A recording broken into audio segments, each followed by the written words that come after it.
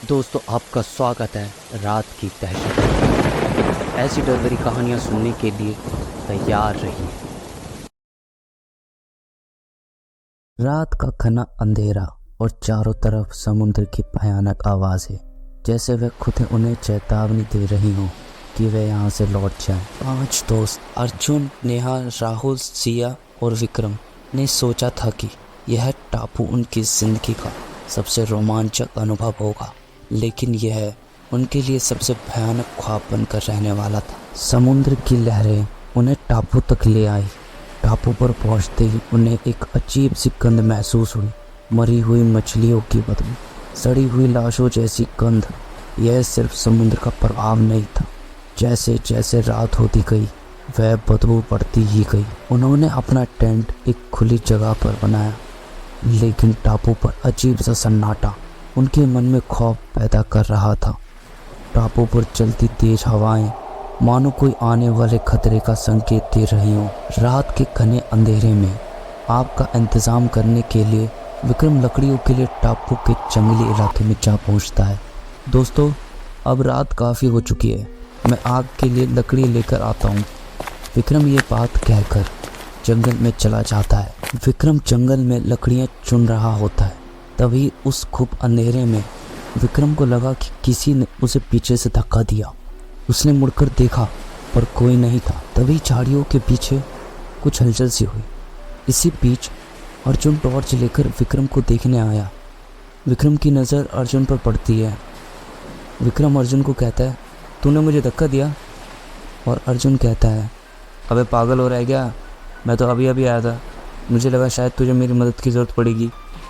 इन दोनों की बातों के बीच अचानक झाड़ियों में हलचल होने लगती है। तभी विक्रम अर्जुन से कहता है, अर्जुन ज़रा टॉर्च झाड़ियों की ओर करियो, मुझे लगता है कि कोई झाड़ियों में है। अर्जुन ने टॉर्च की रोशनियाँ झाड़ियों पर डाली और देखा तो लाल चमकती हुई आँखें। उन आँखों में ऐसा कुछ था जो सीधे आत्मा तक को हिला दे रहा था। तभी वो आँखें झाड़ियों में कहीं गायब हो गई। अर्जुन और विक्रम टेंट की तरफ चल दिए। सभी लकड़ियों को इकट्ठा कर लाइट की खट खट की आवाज़ के साथ आग जलाई गई। अब सब उस आग के पास घेरा लगाकर बैठ गए और पांचों दोस्त अपनी अपनी बातों में मगन हो गए।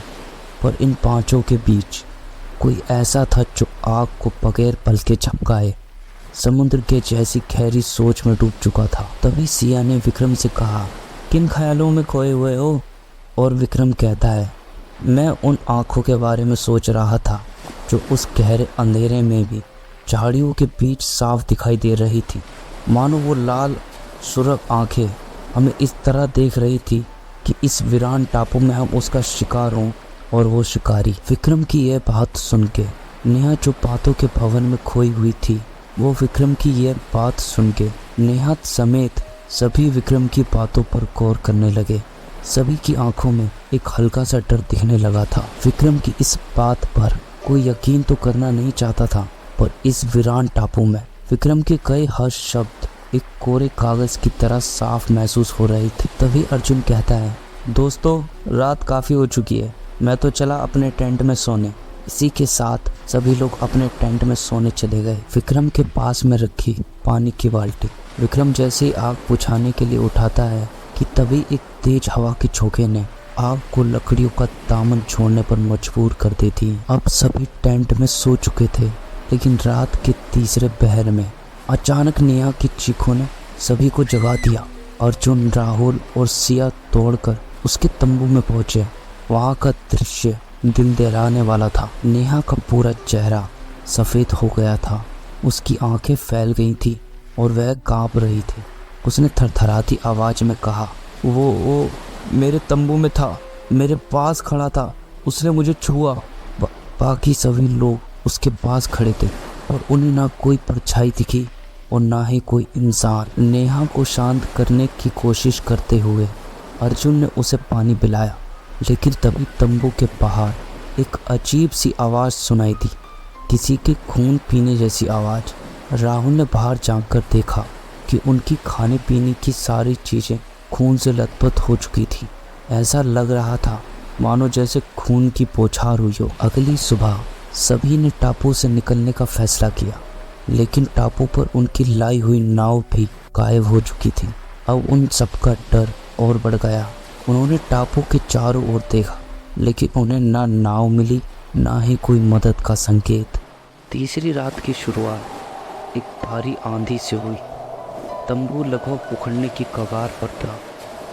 अचानक विक्रम गायब हो गया। अर्जुन और बाकी लोग उसे ढूंढने निकल पड़े।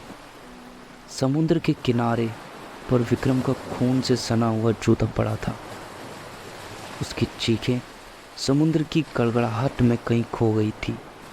राहुल ने समझने की कोशिश की कि इतना तो पक्का है, हम चारों के अलावा इस टापू पर कोई तो है। राहुल ने सिया से कहा, मुझे तो ये टापू रहस्य से भरा लग रहा है। अगर हम सब भी इस टापू से जिंदा नहीं निकल पाए तो हमें कुछ करना होगा। पर सिया की हालत बिगड़ने लगी थी। उसकी आंखों में अजीब खौफ था। उसने बताया कि मुझे रात सपने में 2 लाल आंखें दिखाई देती हैं जो मुझे मार डालने की धमकी देती हैं। अगली रात अर्जुन ने एक अजीब सा मंत्र सुना। अर्जुन राहुल उस मंत्र में इस तरह सम्मोहित हो चुके थे मानो वो उनकी आत्मा का हिस्सा हो। वो दोनों उस मंत्र का अनुसरण करने लगे थे। नेहा और सिया राहुल और अर्जुन को उस मंत्र से बाहर लाने की कोशिश करते रहे कि अचानक टापू पर भयानक तूफान आ गया। अर्जुन, राहुल, नेहा और सिया ने दौड़ लगाई, पर टापू ने उन्हें चारों तरफ से घेर लिया। लाल आंखों वाला वो अजीब जीव धीरे धीरे उनकी तरफ बढ़ रहा था। उसकी आंखों में इतना भयानकपन था कि अर्जुन का साहस भी जवाब दे रहा था। सिया ने उसे रोकने के लिए अपने गले में पहना ताबीज़ निकालकर उसकी ओर फेंका, लेकिन वह बस उनके सामने खड़ा हंसता रहा। उसकी हंसी गूंजती रही और एक एक कर उनकी